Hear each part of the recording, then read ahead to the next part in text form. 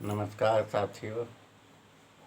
मैं जहाँ कार्यरत हूँ, एक व्यक्ति आए तो मुझे पूछते हैं कि यहाँ के लोग कैसे हैं।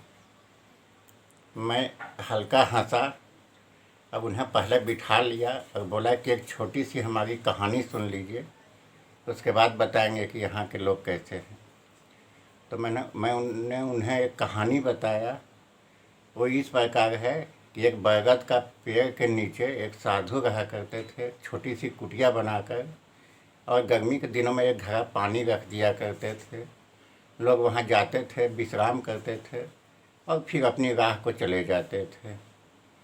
एक दिन की बात है कि एक व्यक्ति आया, पानी पिया और बैठा।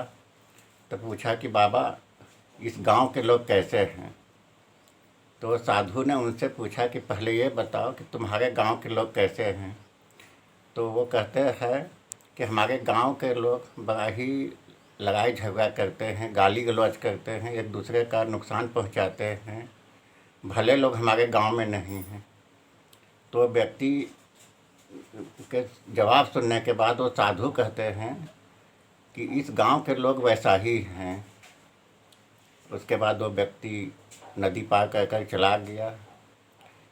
आधे घंटे के बाद एक और व्यक्ति आता है, पानी पीता है। कुछ देर के बाद गर्मी उसकी समाप्त हो जाती है तो पूछता है, बाबा इस गांव के लोग कैसे हैं।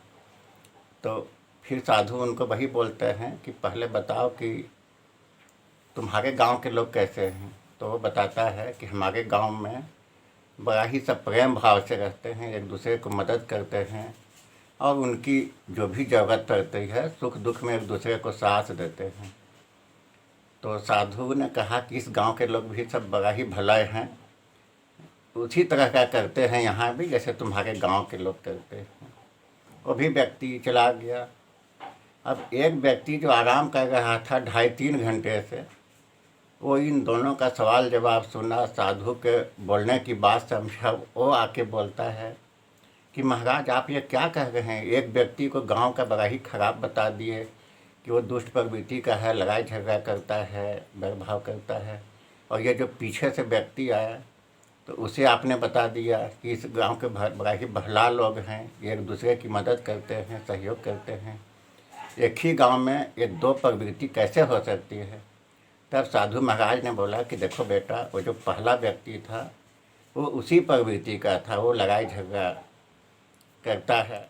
और इस प्रकार से ये व्यक्ति इस गांव में जाएगा तो ये वैसा ही करेगा और गांव वाले लोग इनके साथ वैसा ही व्यवहार करेंगे। और दूसरा व्यक्ति जो है वो अच्छे गांव का है, इस गांव में जाकर ये सबके साथ अच्छा करेगा, प्रेम भाव रखेगा और उनके सुख दुख में साथ देगा, तो इस गांव के लोग भी वैसा ही इनके साथ देंगे। तो यह सुनकर यह तीसरा व्यक्ति बड़ा ही खुश हुआ और वो संतुष्ट हो गया इस साधु महाराज के जवाब के बाद।